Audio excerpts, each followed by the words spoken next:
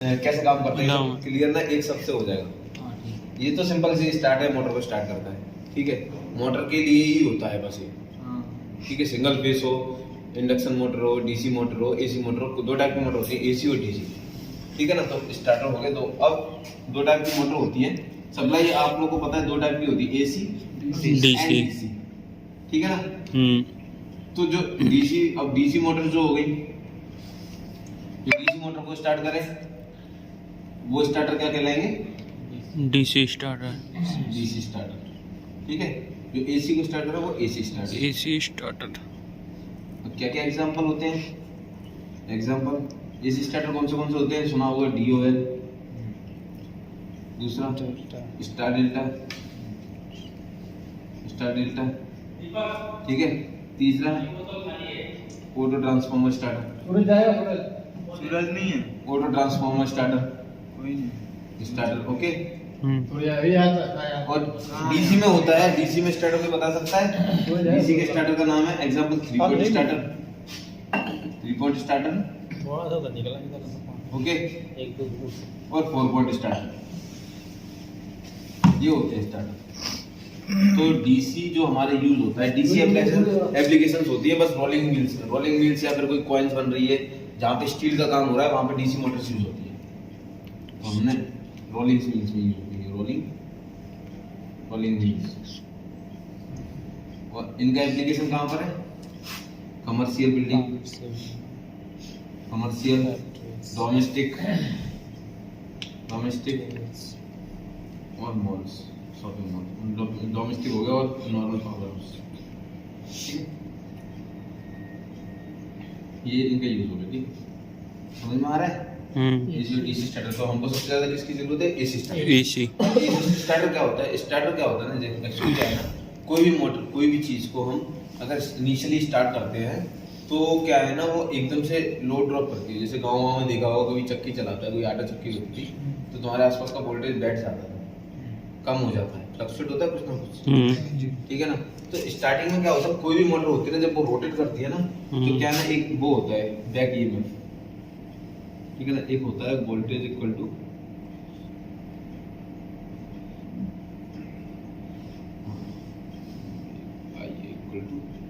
आईए equal to होता है V माइनस EB अपन RA। ये एक फॉर्मूला होता है, इस पे पूरा स्टार्टर है, ठीक है। EB होता है बैक ईएमएफ,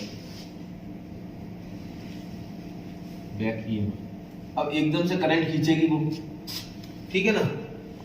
अब ये करंट अगर एकदम से आया मोटर में, किसी भी में, अगर मैं 2 एम्पीयर का आकाश को करंट दे दूं तो आकाश नहीं मरेगा, 4 का दे दूं नहीं मरेगा। एकदम से 250 एम्पीयर का करंट इससे टच कर दूं तो आकाश गए, दिखेंगे भी नहीं, ठीक है ना। तो ऐसे ही अगर स्टार्टिंग में मोटर क्या होती है, बिना स्टार्टर के अगर चलाओ तो इतना करंट लेती है कि वो मोटर को जला सकती है। और ज्यादा ही करंट ज्यादा होगा तो करंट ज्यादा, स्पीड ज्यादा, तो मोटर के नट पेच स्क्रू सब खत्म हो सकते हैं, ठीक है ना।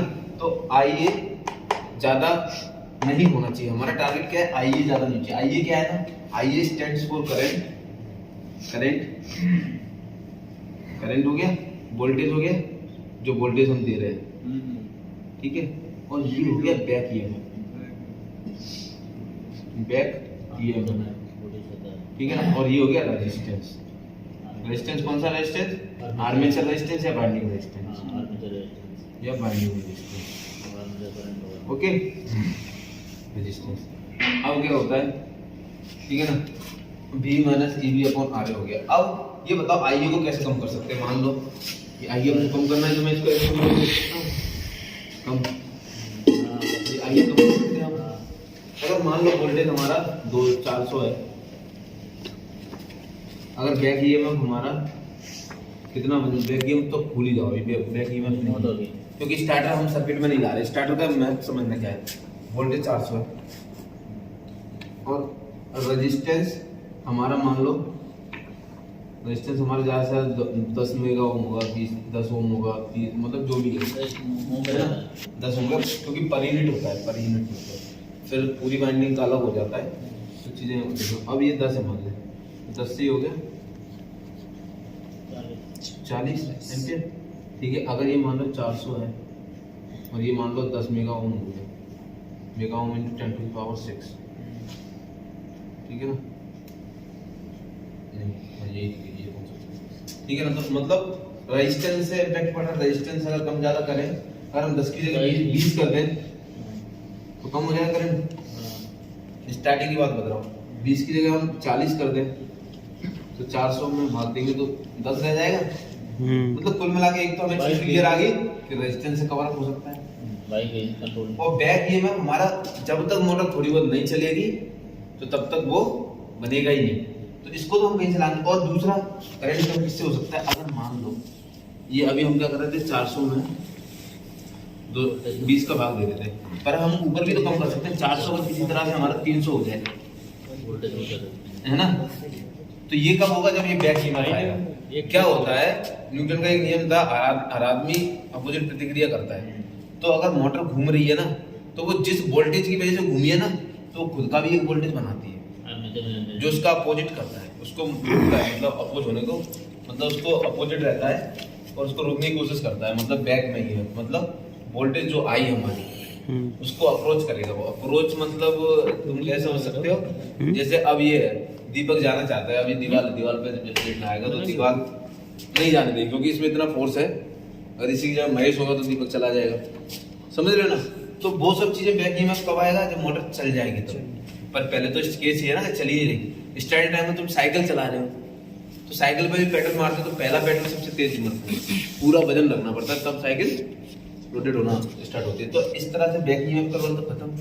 अब स्टार्टर सारे क्या करते हैं हमारे, तो हम दो चीजें होगी हमारे पास। अब इन सबको मिटा दो। अब दो चीजें क्या होगी हमारी, आई को हम कम कर सकते हैं, करंट को, आईए को कम हम कर सकते हैं। एक तो वोल्टेज को कम करके, ठीक है। दूसरा हम कर सकते हैं रेजिस्टेंस को कम करके। अब रेजिस्टेंस हम ज्यादा कम क्यों नहीं कर सकते? क्योंकि रेजिस्टेंस कम किसका होगा? रेजिस्टेंस मतलब ये चीज होगी ना, मोटर कोई बड़ी मोटर है बाइंडिंग, और उसमें बाइंडिंग होगी तो उतना ही कॉल होगी। ऐसा तो है नहीं कि ज्यादा कॉपर है तो कम कॉपर कर दो, उसमें जितना टन लगेगा उतना टन लगेगा, तो ये तो हो नहीं सकता रेजिस्टेंस। अब कैसे, अब इसमें क्या करते हैं, वोल्टेज कैसे कम कर सकते हैं, रेजिस्टेंस। अब इन दोनों चीजों में हम क्या करते हैं, रेजिस्टेंस। अब सोचो अगर ना तो रेजिस्टेंस कम हो रहा है ना वोल्टेज कम हो रहा है, तो स्टार्टिंग टाइम में एकदम से 40 एम्पियर ले रही है वोल्टेज कोई भी मोटर, नॉर्मल मान लो 410 ओम तो नॉर्मल से छोटी मोटर का भी होता है, अगर वो भी स्टार्टिंग में तो 40 एम्पियर लेगी। और तुम जो घर में समर्सिबल भी यूज करते हो ना, तो उसमें अगर 40 एम्पियर गया ना तो 6 एम्पियर की तो एमसीबी लगी रहती है, वो जल जाएगी, मोटर ही जला देगा। तो सारा सिस्टम लगा हुआ है ना, क्या करना है अब ये चीजें समझ गए, वोल्टेज या रेजिस्टेंस। अब रेजिस्टेंस कैसे बढ़ाया जा सकते हैं, एक्सटर्नल एडिशनल रेजिस्टेंस लगा देते हैं, एडिशनल रेजिस्टेंस हटा देते हैं सर्किट में से। जैसे मोटर जब चलानी होती है तो रेजिस्टेंस लगा देते हैं, हटानी और जब हटानी होती है रेजिस्टेंस कट ऑफ करते हैं। तो रेजिस्टेंस को कौन से पे कम करते हैं, वोल्टेज पे ज्यादा करते हैं, ठीक है ना। अब किस लेवल पे कौन सा, अब स्टार्टर का समझ में आ रहा है, स्टार्टर क्या कर रहा है, या तो वोल्टेज बढ़ा रहा है कम ज्यादा कर रहा है, या रेजिस्टेंस कम ज्यादा कर रहा है, ठीक है ना।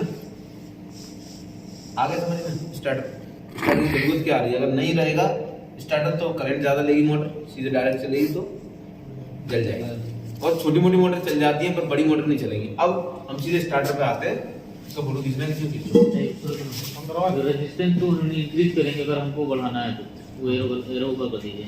हाँ तो रेजिस्टेंस देखो पहले क्या करते हैं, यहाँ पे तो कैसे किया था, 400 में 10 का भाग दिया तो 40 एम्पीयर आया,